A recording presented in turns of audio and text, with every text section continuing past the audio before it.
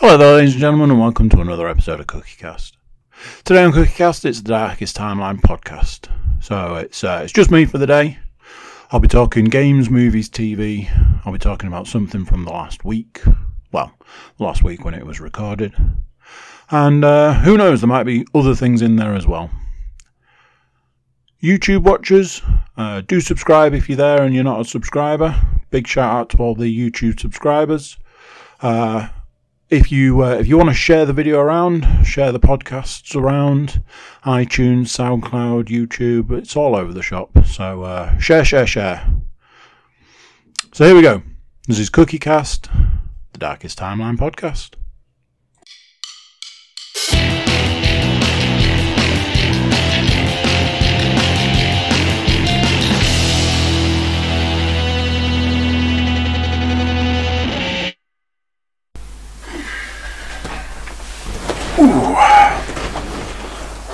Right, there we go.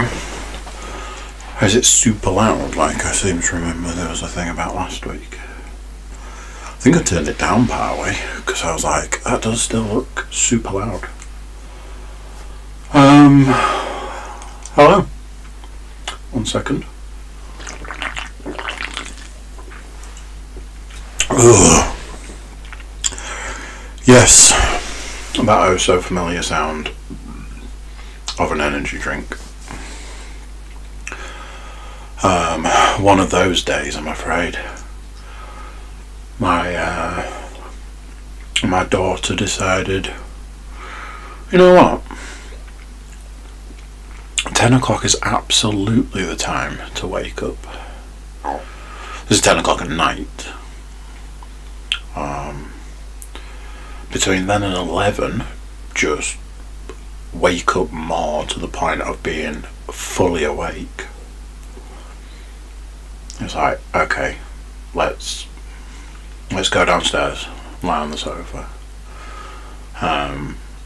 When she was a baby, that'd be all she'd need. Just lay there, go to sleep, problem solved. I remember 2 o'clock. I think we probably made it to about 3 o'clock. I was awake at 5. And then I think it was 6:30 when she woke up, poking me in the eye,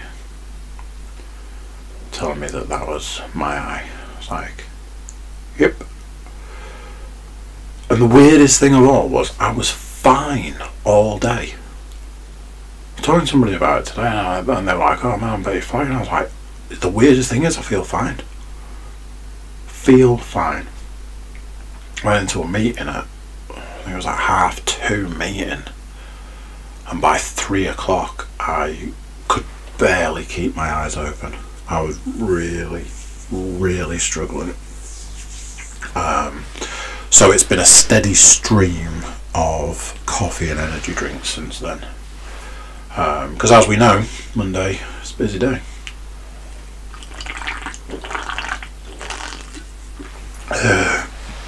Sorry for all of you who don't want to have to listen to me drinking energy drinks.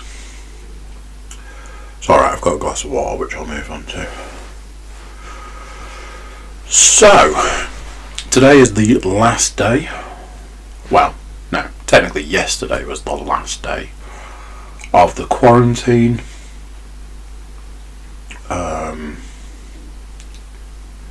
Been a really weird one. You know, one of those where you kind of expect it to be worse than it is, but then on the flip side, the things that you expect to be better are worse than you think they're going to be. Like getting to like the weekend just gone and being like, oh man, it's the weekend, I've just got like these 2 days, and then that's it, we're done. And then obviously those 2 days were the hardest. So that's that done. Did my first run out in the world in two weeks. It was tough, especially the back end. I'll come to that in a minute. It was tough, but I did do it. Kind of looking forward to like doing a big run. I think I need another couple of medium runs under my belt before I attempt a bigger run. So yeah, 2 weeks of isolation, quarantine, whatever, completed. But yeah, I don't really know what to say. I do think there are times where I look at this entire world situation and think I was built for this, and then there are other times when I just have those blips, and I feel like I'm losing my mind. Cabin fever, I suppose. But yeah, that's that done. And then supposedly 2 weeks of lockdown left. So there we go.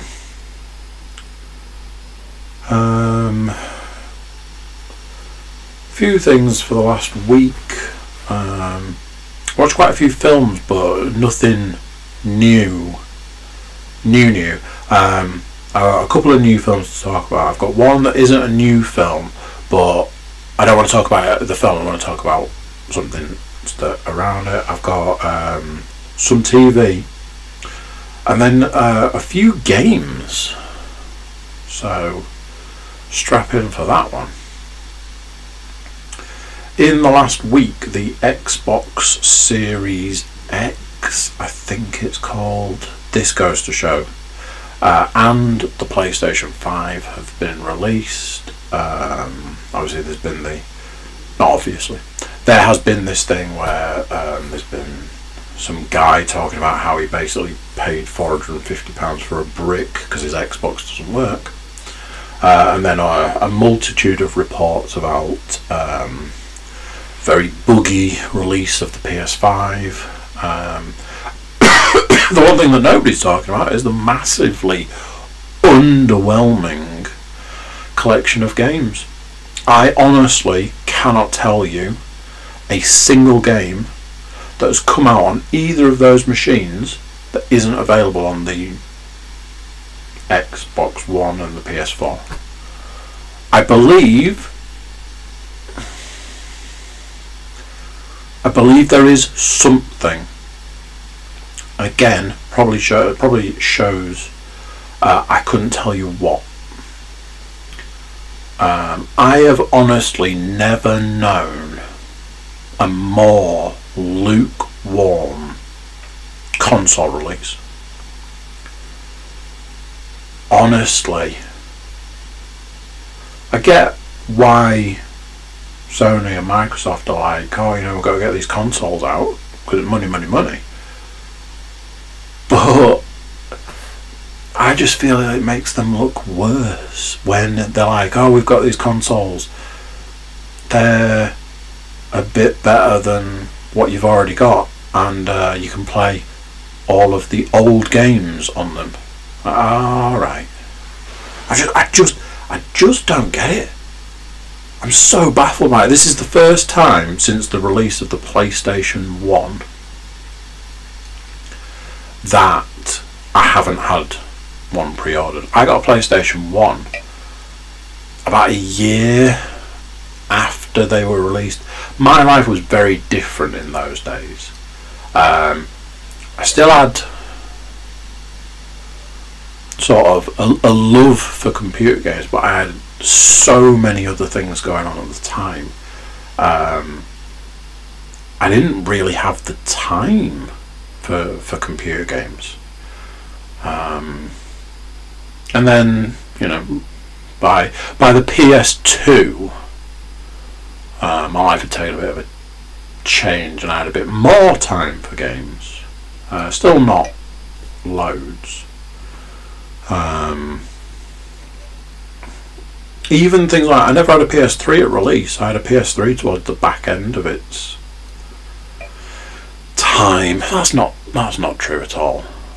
I still had one of those giant PS3s, but it had been out a while before I got one. What I think for me was I never really used the PS3 until the back end of its life, when I realised that like PSN was free and you got free games and stuff like that. It was like no brainer sort of thing. So yeah, I mean, I got PS4, Xbox One, GameCube, Wii, Xbox 360. Those are the consoles that I absolutely had day one. Others, like I say, PS3 was a bit further down the line. Switch, stuff like that further down the line. So my original statement was, in fact, not true. So I apologise for misleading you on that one. It just feels like this is the first time that I've looked at a console release and gone, I'm good, thanks. And you know, I've said already that I think I'm going to put the money that I would have spent or would be spending or whatever into my PC. I'm not intending to become a PC gamer by any stretch of the imagination, but I am wanting to move more down the PC VR, the Oculus Link VR area. But it just feels so incredibly lacking, this release, and that to me is very much that those two companies know. They, you know, of all the people out there, they know that they just don't have anything to give to people. A load of old games. Oh, you know, you can buy Spider-Man again if you want. I had a conversation about that today, and I was like, let's not forget, Spider-Man was a great game when you played as Spider-Man. It's like 30% of that game you're playing as either MJ or Miles, and those bits are not good. It's a big chunk of the game to not be great. So yeah. But yeah, the whole thing just feels weird to me, and I've had several conversations last week where I've said to people, I honestly don't know at which point I would want to get one of those consoles. You know, for me, there needs to be something worth playing, something that you can't get on the PS4 or the Xbox One. So I don't know. I don't know what that looks like, what that might look like.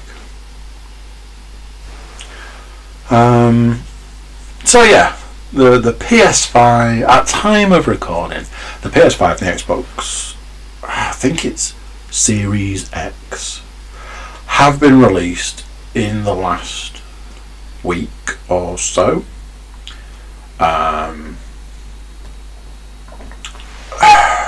In my opinion, to a rather lukewarm reception.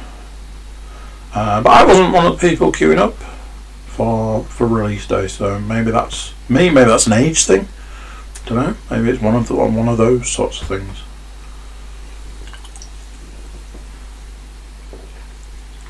So, as you people know, Saturday night's big night, movie night,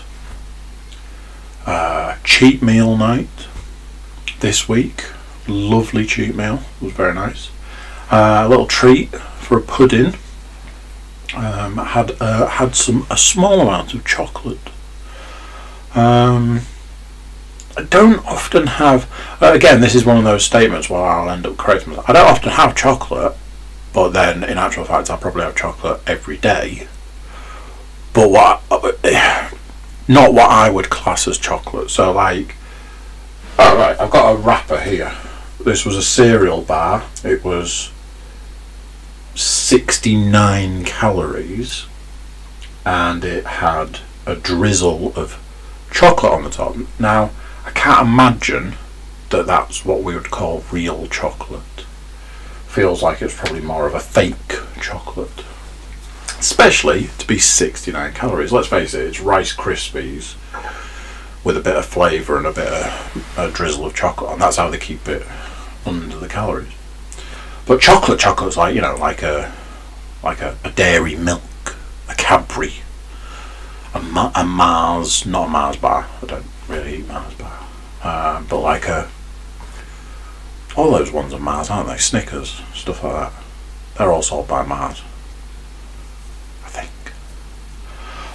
But it, you know, it's getting to that time of year, so I had a Malteser. I was going to say a Malteser rainbow, a Malteser Rudolph. Is that what they are at this time of year? And an egg of some description, a robin. So I ate the Malteser Rudolph. It was like, what, 2 inches? See how defensive I am about the fact that I ate some chocolate. And then these little egg things. I'm eating these eggs. Stuff like that, you kind of got to savour it. Got to give it a little suck. And I was like, is it me? Or is chocolate not as good as it used to be? I don't know if it's like maybe it's some kind of manufacturing error. Maybe they've found a way to make it cheaper, and as we know, making things cheaper always makes the quality go down. I mean, maybe it's that. Maybe there's less care and attention. Maybe that keeps the cost down. But there's something about chocolate nowadays. It's just, and this might sound strange, but it's just not very nice.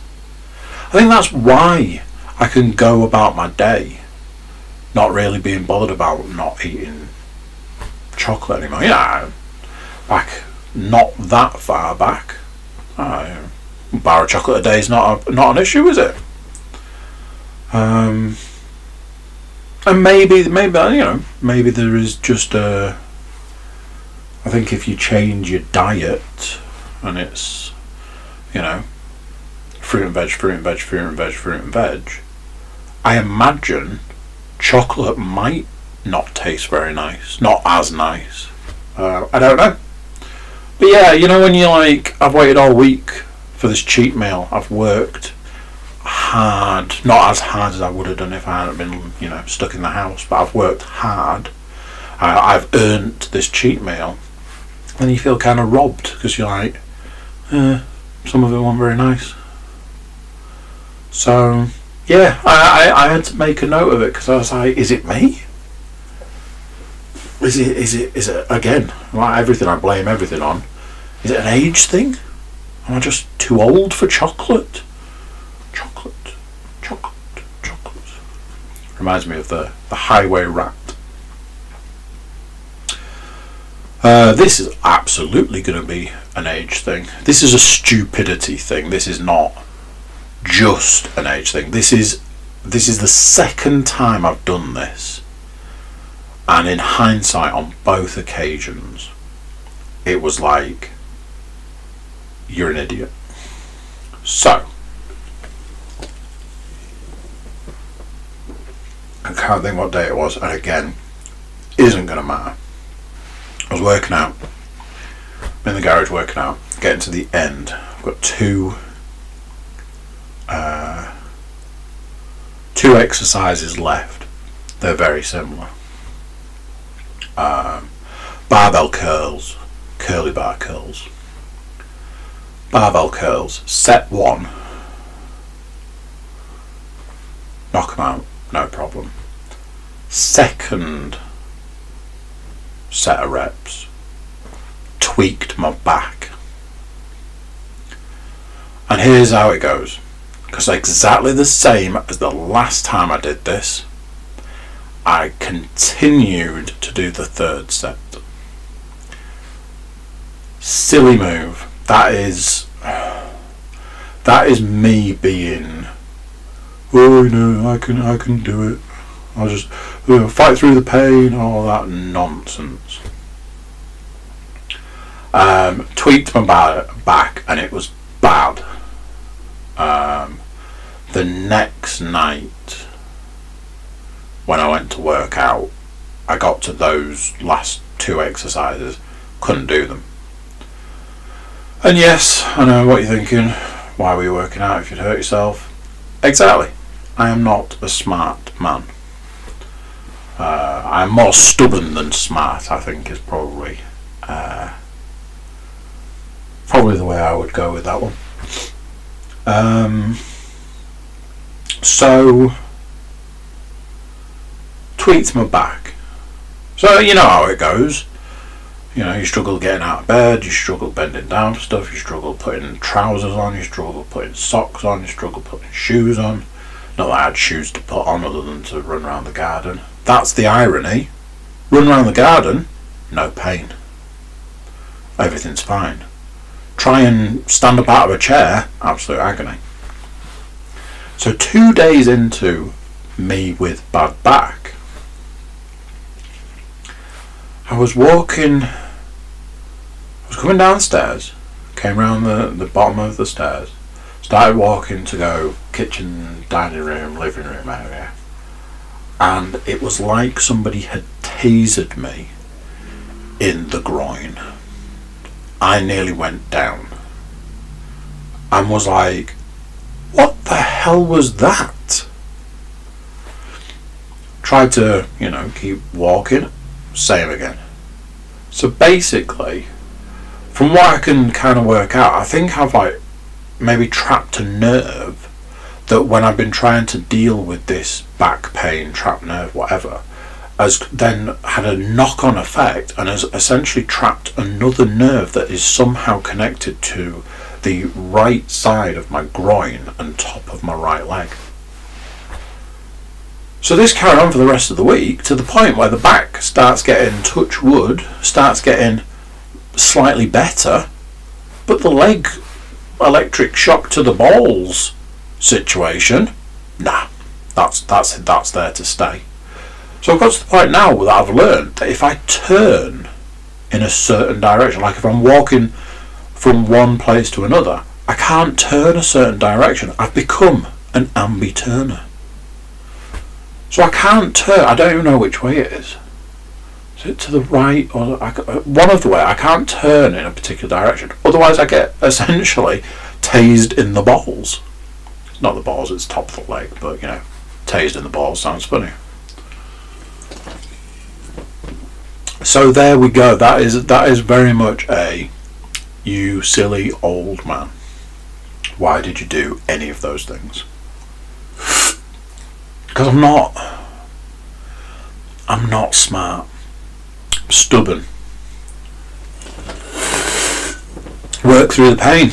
It's always been I don't know if that's always been my motto. When it comes to certain things, I remember when I was a number of stone and I started running, and I tweaked my back in the first week, and it was so very much like I can't go running anymore. I've hurt myself, can't run with an injury. And yet I kept going. And what you were expecting at this point is for me to say, and I made it worse. But it was a life lesson, not just at that point in time, it was a life lesson that in that situation I just kept going. I kept going every day, getting out the door with my huge lumbering frame, went off doing my 30 seconds of running and my 2 minutes of walking, and I just kept doing it, and ultimately the back pain went. Now, I don't think that's going to happen in every situation. I am very much aware that there is a situation where you can injure yourself and then do more damage. Admittedly, since the injury, I have been wearing my weight belt to work out for certain exercises, and yes, you are correct, I should have been wearing it originally so I didn't suffer the injury, I know. Refer back to the statement about me being not that intelligent. Excuse me. Right, I'll stop making horrible noises. So that has been the week that was. Let's talk some movies. Watched a film the other day. A film that I can't say it's like, oh, I've always wanted to see that. It's a film I've been curious about. So as with 90% of the stuff that I watch these days, I saw that it was available on Prime recently. I was like, if it's there and it's free, and I've been kind of interested, then I should give that film a whirl. The film in question is Whiplash, starring J.K. Simmons, Miles Teller. I can't remember his name. I think his first name is Paul. All I can ever remember is that he was in Aliens and My Two Dads.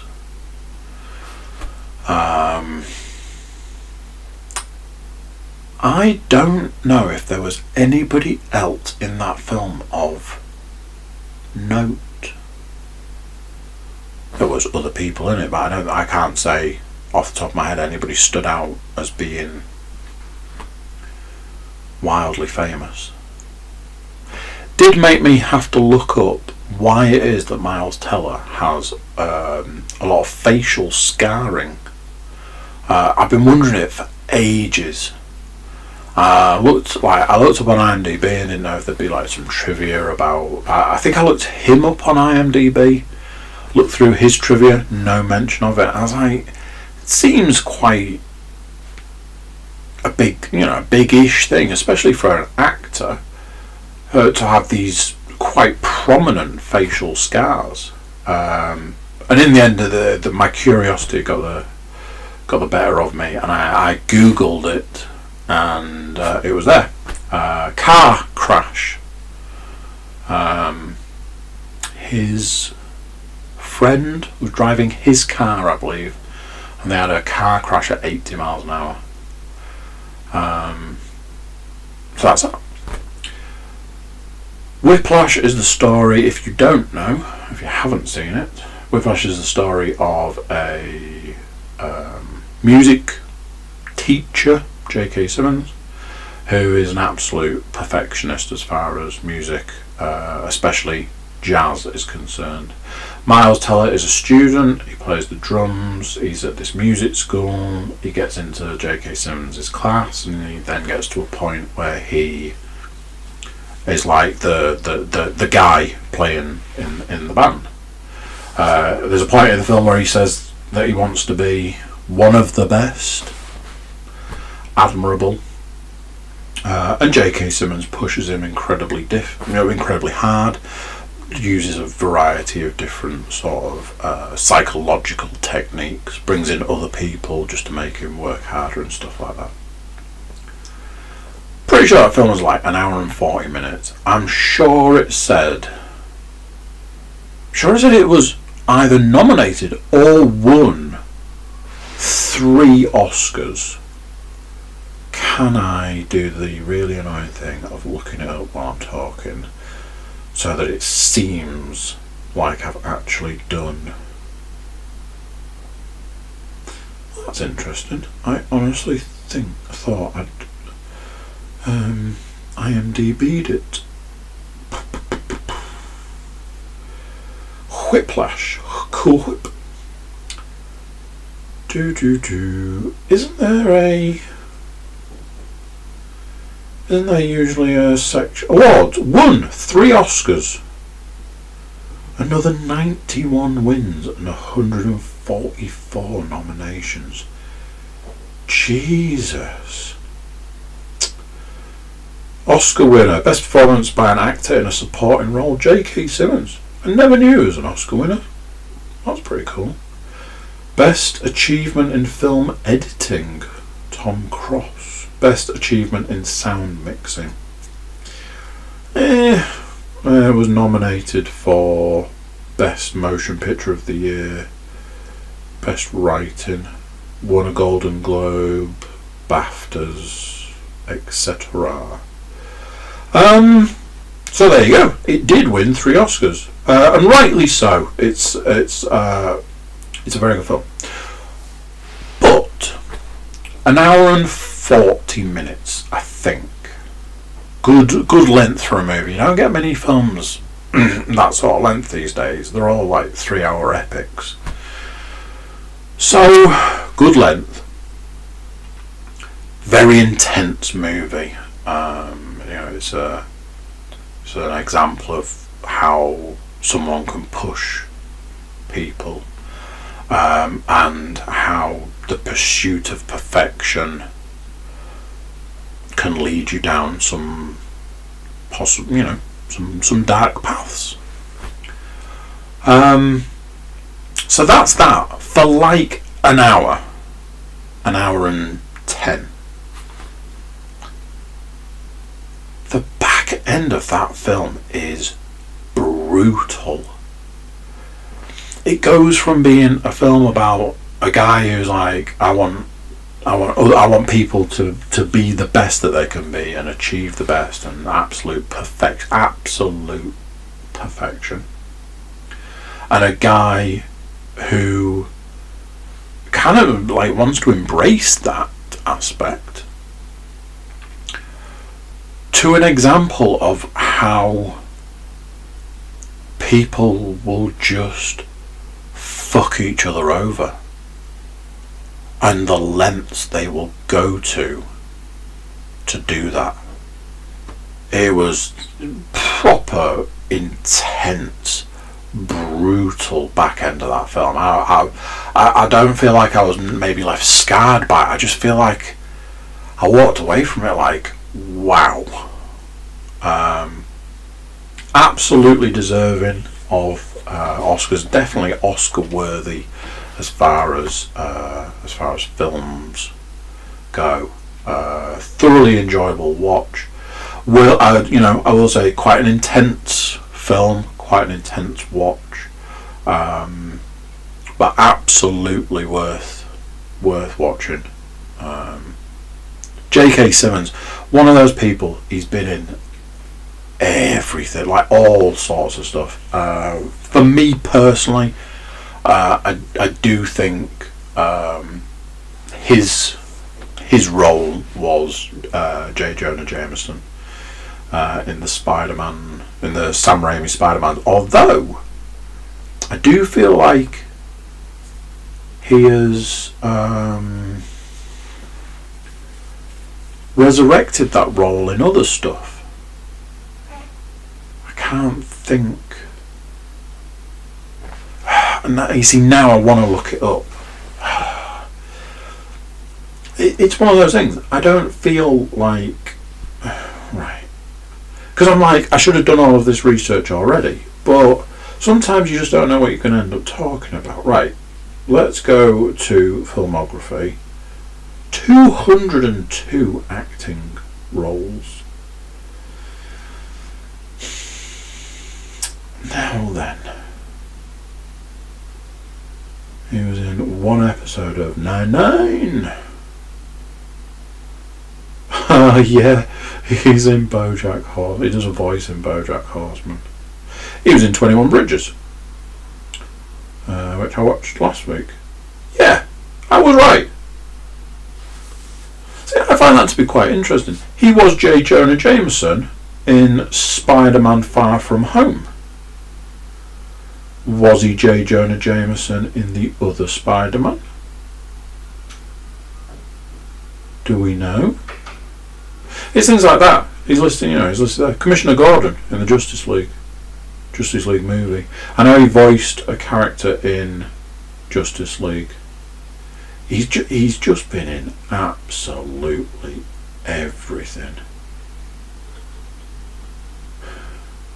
Zootropolis. Yeah.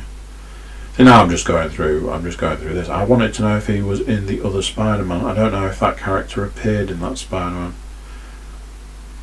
I was about to say, oh, he was in Avengers, but that's a cartoon. How long ago was the other Spider-Man? Oh, there he is, Whiplash. I'm guessing if I've got back to 2013 that he wasn't in. But yeah, pretty sure he resurrected that character. Well, no, I'm not pretty sure. We now know, having looked it up, he did resurrect that character in the more recent Spider-Man films. Which is interesting whilst also being quite cool, but maybe being a little bit weird. That to me says everything. That to me says that he was born to play that role, and he absolutely encapsulates that role. Perfect. So that's Whiplash. Give that a whirl. Absolutely. You don't have to have you don't have to be into jazz. I'm not a massive jazz fan, although I did enjoy the jazz that was in that film. Again, I wonder if that's an age thing. You have to be into drumming, although I don't know, it probably helps. It was just good film. Good film. I'll warn you now. I'm probably going to look up the film after this because I want to get the list of actors to give you some idea. So brace yourself for that. If you don't like the bits where I look stuff up, just be aware. So, as previously mentioned, Saturday night, movie night, cheap meal. Everyone's happy. Everyone's having a great time. I got a box set for my birthday. I'm trying to get rid of DVDs and stuff that I deem worth keeping hold of. I'm trying to replace on Blu-ray. Spoken about replacing the Blade box set because on DVD it's quite big and on Blu-ray it's a lot smaller. Space saving. This ultimately happened. I believe I got the box set for my birthday, and then it's just sat. I mean, we're in November. At time of recording, it's November, and my birthday is in July. So that's how it goes. That's how it is. So we've kind of exhausted all of the. Oh, we absolutely want to watch that. Definitely want to watch that. Let's watch that. And it was getting down to the what have we got left kind of situation. Blade came up. Lan, not super enamoured with the idea of watching Blade, but I think was kind of in that there's not a lot else. So we watched Blade. I have seen Blade a lot. Again, one I haven't seen for a long time, but the film I have seen a lot. When I was about 19, there was a point where I got a truly legitimate VHS copy of it, and probably watched it a couple of times a day. So I've seen it a lot. But it's always nice to come back to stuff like that. The reason that I wanted to bring this film up, it's not, we're not going to have a new conversation about Blade. I want to talk about special effects. I want to talk about CG. Blade was made at a time where CG was becoming more available. I saw on the credits that they specifically listed out the team of people that made the CG for the fight at the end of the film. That's how big CG was in those days, which ultimately meant that there was a lot more reliance on practical effects, and this is where the things sort of come into it. So I have this thing like with having children that I work on the principle that as the years go on and as they reach as they get older, there'll be films that I'll be saying to them, oh, you should watch this, you should watch that, you should watch the other. A lot of them will be of an older rating, probably in the 18s sort of ratings, 15s. So there will be a lot of, look at this and look at that. And it's that which will have aged better. And I think we all know that practical effects, although they look a particular way, they age incredibly well. You sit down, you take the time out of your day and you sit down and watch America Werewolf in London.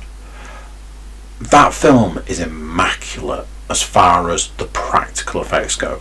There have been films that have attempted to recreate the stuff in America Werewolf in London and have failed, like, you know, further down the line. You know, you've got your dog soldiers and stuff like that. Those practical effects are amazing, you know, aliens and so on and so forth. Those practical effects, your Star Warses and things like this. But we all know that amazing, speaking of Star Wars, an amazing way to ruin a franchise is to take those films with those practical effects and start layering CG into them and making them terrible. And this was the thing, sitting and watching Blade, obviously there's a lot of practical effects, a lot of blood, a lot of gore, a lot of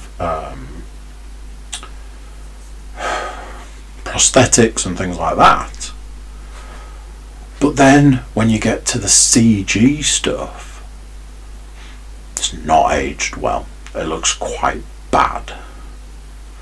And I wonder, you know, I watch it and I think, what will my children think when they see films like that, films that will be quite dated to them by the time they see it? You know, they'll have grown up with the likes of, you know, Avengers, Spider-Mans, things like that. To go back, well, what will it be, 20 years to when Blade came out? More than 20 years. I imagine they'll look at aspects of those films and just be like, well, it looks terrible. So there's a lot to be said for practical effects, I think. And that's all I really wanted to say about Blade and films that might not age overly well. Right, I'm going to look this film up because I want to inform as best I can. I haven't looked it up already. Thought I had. There it is. I watched a film today which I will have mentioned to you guys previously as something that I wanted to see, and it was all around that time that I was complaining about renting stuff. For a long time I'd been very much like, oh, renting stuff's the way to go, and then I just kept getting burnt on stuff. They wanted a lot of money for films that weren't amazing. Turns out, if you wait long enough, you can watch it for free. So I was going through Prime today. It's like, oh, you know, what's this, what's that, what's the other, what's available. New film on there, Method in the Madness. So one of those, so it will be classed as an indie, very meta, because it's got it's a Jason Mewes film. He directed it and he stars in it. He's the main character. Kevin Smith's in it, and well, let's talk about who's in this film, shall we? So Jason Mewes, Vinnie Jones, some other guy, Gina Carano of Deadpool and The Mandalorian fame, Kevin Smith, Danny Trejo. Couldn't work out who that guy, Mickey Gooch Jr. I remember when they made it, they made a big deal about this guy, but I just don't know who he is. Stan Lee, Brian O'Halloran of other Kevin Smith film fames, Terry Hatcher. There's that guy, David Dastmalchian. He is in the one that always jumps out. He's in the Ant-Man films as one of the the cronies, I guess. Dean Cain, Judd Nelson, Harley Quinn Smith. Who was he? I meant to look him up at some point. So I think you'll agree that it's got an absolute cast list. It's got, you know, if you like those sorts of things. I thought it was amusing that both Terry Hatcher and Dean Cain were in it. That was quite amusing. Danny Trejo's always good. Obviously Kevin Smith and Jason Mewes. So you've got Vinnie Jones. You know, you've got these big name actors. You know, a lot of those people are big name actors for one reason or another. But you've got the indie film aspect. So this film was very much a sandwich. Any time like a big name actor was in it, it was quite good. It was quite enjoyable. Vinnie Jones was quite good in it. Kevin Smith, there was a scene in it, I was like, I wonder if that was maybe a little difficult to film.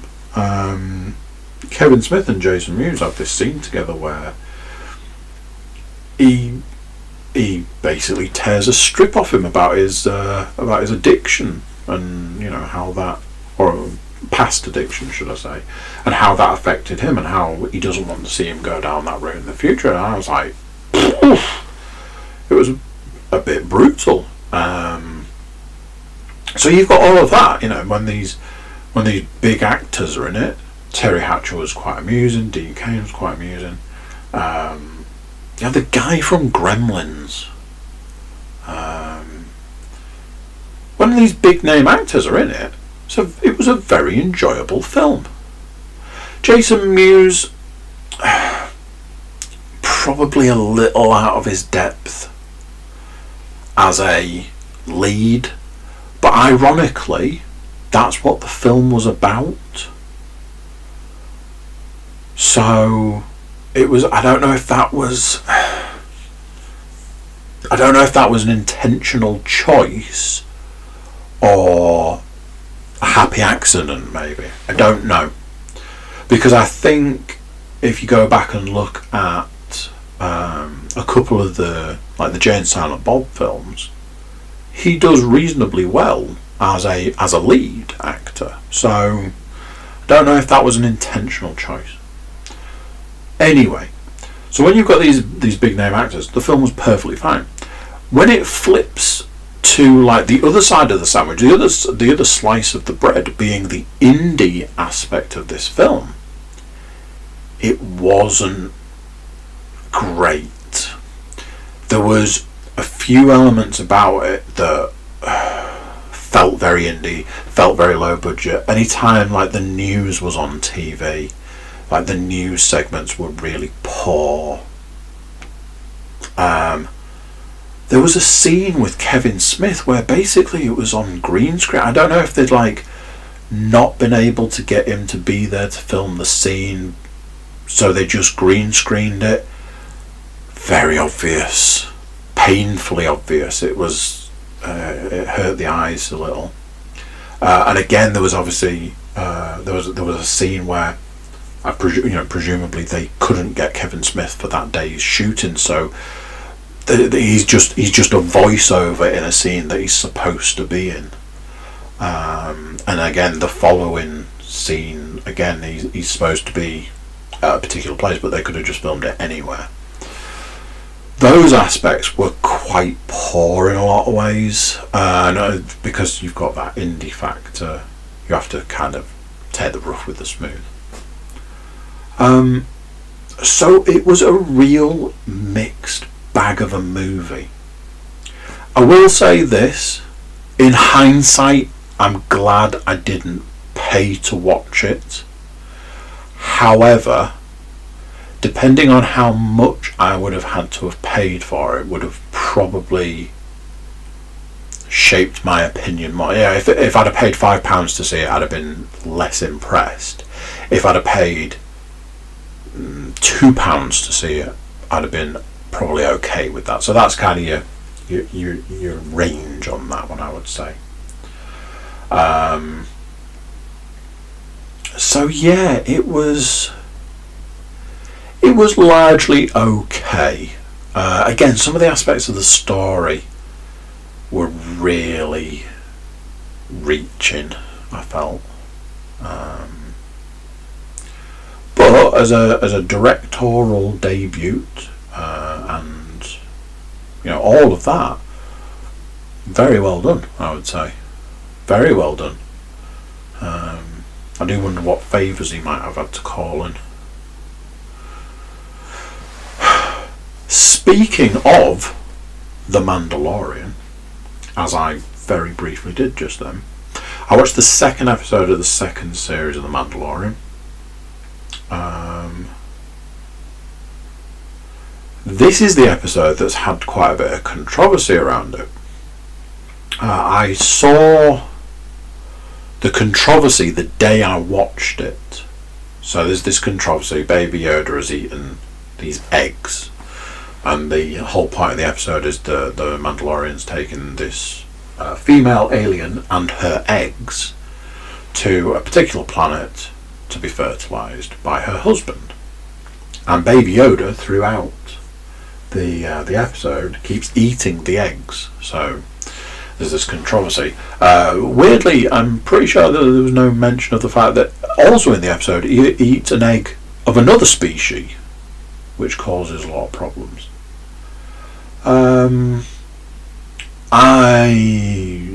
That's one of those. I could see both sides of the argument on that one. It was you could see that it was basically done as if it was supposed to be funny, but also you can see why people have not been overly impressed by the message, maybe. So yeah, a little bit. Yeah. I still say at this point in time, The Mandalorian, as I say, outside of the games, The Mandalorian is absolutely hands down the best thing that has a Star Wars name attached to it. And as I always say, I know that there are people out there that heartily disagree with that. It's my opinion, and I am entitled to it. It was a perfectly fine episode. I sat and watched it with the cat. Well, one of the cats. He was not impressed about this, but he got a belly tickle out of it, so I think it was, one of them. Yeah, it was fine.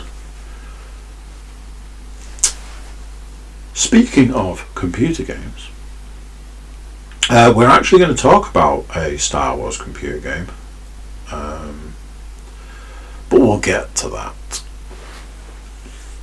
Now then, because I keep my notes, I can just double check. No, that's good.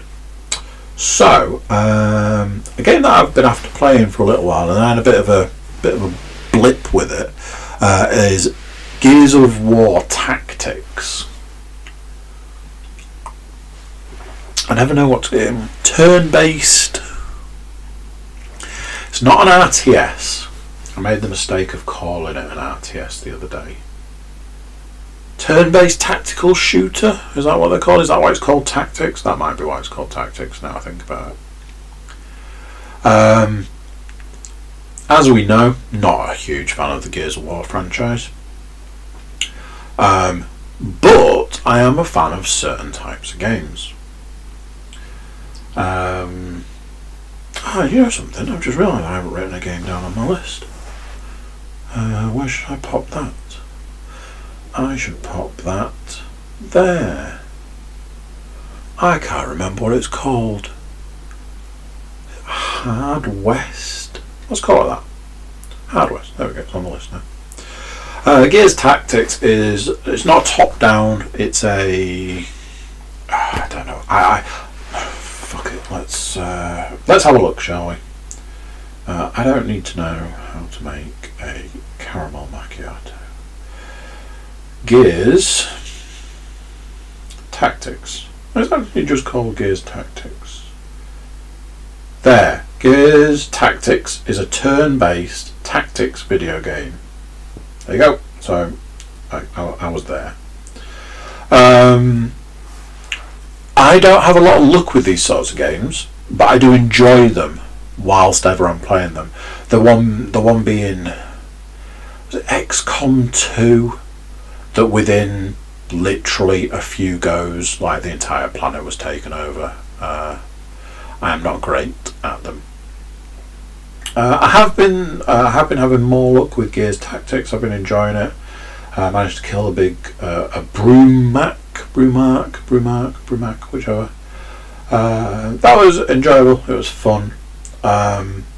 Weirdly, I got to a bit and I was like, I don't want to play this anymore. So I haven't played it since. I don't feel that is a reflection on the game. It's very much I'll go back to it.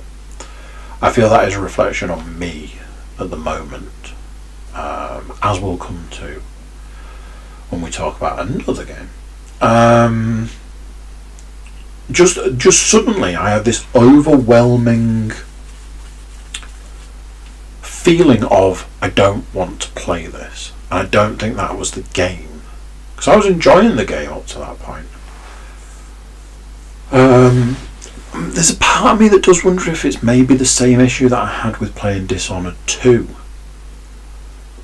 like, because I have to use my brain. Maybe there's that, and I have to like give it a rest and play stuff that doesn't need a lot of brain power. I don't know, but I've taken a break from it. As with last week, I've been playing Squadrons, Star Wars Squadrons. I want to be able to say, oh, it's good and stuff. That game is not great. It's quite dull. And there was a point where I was playing it, and barring all the bugs, of which there is one particularly annoying bug which I'm pretty sure I talked about last week, where it just kills the controller and you have to restart the mission. There was a point where the game was going, you could definitely tell it was getting towards the back end, and I was like, right, well, what this means is we're getting to the back end of this game, and what that means is that it's going to get better. The missions are going to be longer, they're going to be more detailed, you're going to have to do more, and it's going to sort of like a crescendo, as games generally do. So I was geared up, I was ready, I'm like, yes, this is what we want. And I did a mission that was so mind-numbingly dull. I was like, why would you do this? Your story's going in a particular direction. Your missions are going in a particular direction. Rather than keeping that flow going, oh, let's do a really dull, boring mission where nothing really happens. How about that? It offended me. It was just like somebody slammed it in reverse. It ground the whole thing to a halt and was so dull that I was like, I am so annoyed. I can't bring myself to play this right now. I fully intend to go back to that game, but like we're about to discuss, I'm a little bit spoilt for choice at the moment, and that doesn't help that game's cause, because it's that thing. It's like, do you want to play something that's fun and enjoyable and good, or a tactical shooter, or a tactical first-person shooter, or something in that realm? Something that's great, or really good, or good? Or do you want to play a game that you know to be quite dull? It's that kind of dilemma. So there's that. So coming on to this, EA, I think it's EA Access maybe, has been added to Game Pass. So if you've got, like me, I've been testing the the Game Pass Ultimate, where you get gold and Game Pass for one price. I used to think it was expensive. I think more recently I've found it quite useful, and I think it's a little bit more reasonably priced. But as I've said in the last week or so, I think when I reach a point where it's like, when I've kind of played everything I want to play, I will just that'll be the end of it. So EA Access, I believe it's called, has gone on to Game Pass, so you get all of these EA games free. Obviously, nothing current, i.e., Squadrons is made by EA. So it's a bit like, shame, but kind of to be expected. None of the current versions, like Madden, the current version of Madden isn't on there, but all the ones that came before it for the last X number of years is. So again, swings and roundabouts. I think it's the same with like the NBA and the golf and stuff like that. So there's that. What is on there is a load of Xbox 360 games, which certain people would just look at and be like, really? More backwards compatible games? I looked at those games and was like, hello. Does anybody remember when I played Crysis Remastered, and the only thing I wanted to do after that was play Crysis 2 and 3? Guess what's on EA? And guess what's on EA Access? That's right, Crysis. To be fair, it was Crysis 1, 2 and 3, but obviously I've played the remastered version recently, so I just downloaded 2 and 3. I also downloaded Dead Space 2 and 3, because I played Dead Space a little while ago. So, we'll come on to a couple of those games. I do want to give a mention to the game I'd forgotten that I've been playing. I think it's called Hard West. It's a game on the Switch. I know the Switch doesn't get a lot of mention, but it is something that I do play now and then, nothing major. But I bought this game because Mr. Gameskeeper had recommended it to me because it was £1.75. Strangely, exactly the same sort of style as Gears Tactics. It's a tactical shooter, but as you might have guessed, it's set in the Wild West. A little bit harder than Gears Tactics, but it's been quite fun. I've played a few levels, and it was quite hard, but I managed to get through a few levels. And when I get the opportunity, it will be something that I will go back to playing.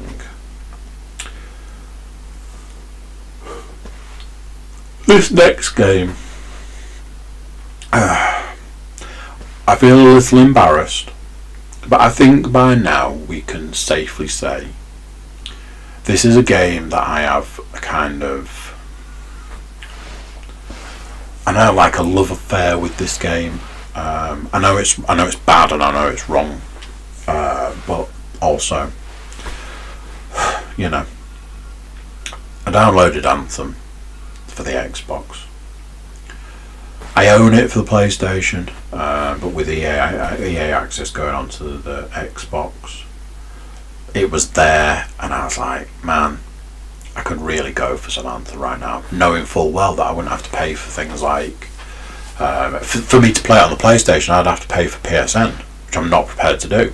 But with having it as part of Game Pass, I don't have to bother with any of that. I can just play it. I did download it. I have been playing it. Say what you want about that game, and certainly the later into it you get, it is just the EA model of grinding. But up till that point, the missions are individual missions. The story is not wildly amazing, but it's vaguely interesting in places. And whatever you say about that game, there are two things. Number one, the world they have created for that game is amazing. It's like no other world that has been created for a game. So there's that. And I think if you give it the opportunity, and if you take nothing else away from it, there is that to take away from it.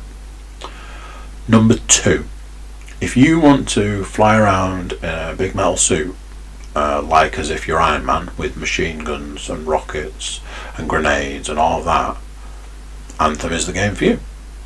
I know that there are games out there where you can actually play as Iron Man, but I do feel that those two things together, the world and the suits, the different suits that you can get, are worth it, worth the time and the investment into that game.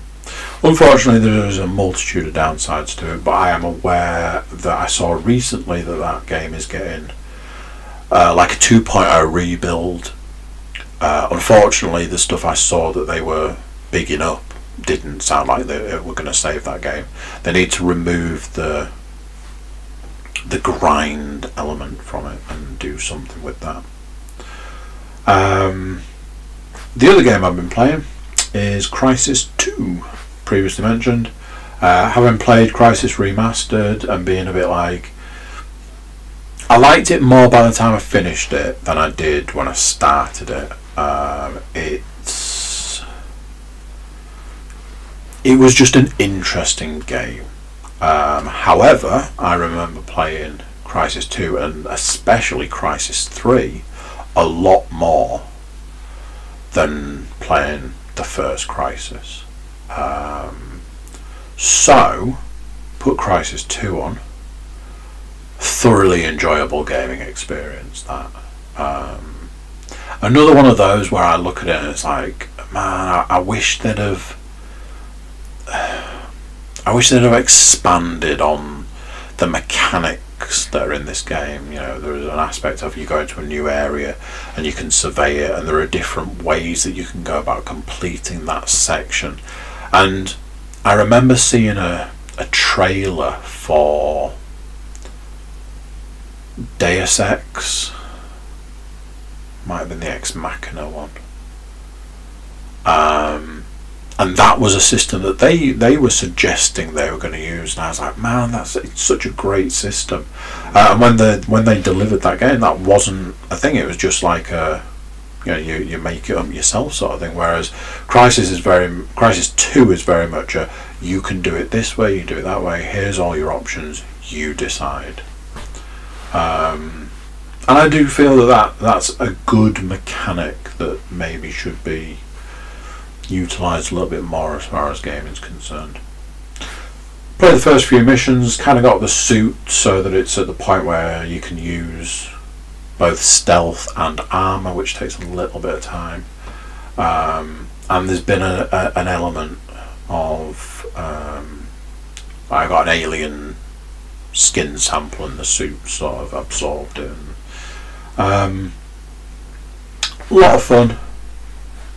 So yeah, those are the sort of like the games that I'm probably going to be centering around for the next X amount of time. There will come a point where the Xbox will no doubt start telling me a lot that my Game Pass is running out. It did that a lot towards the back end of the month, which got really annoying. But it is what it is, and it was what it was. So there we go. Part of me feels that was probably a long one. Feels like one of those where I've had loads of caffeine and then just ramble at you rather than with you. But hey, that's it for this one. And until next time, I'm going to say bye. Talk to you then.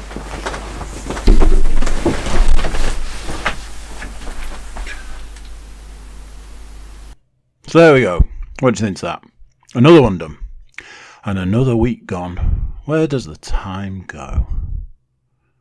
YouTube watchers, check us out on all the other platforms, iTunes, SoundCloud. But if you are digging the YouTube, then make yourself one of the special ones. Make yourself a YouTube subscriber.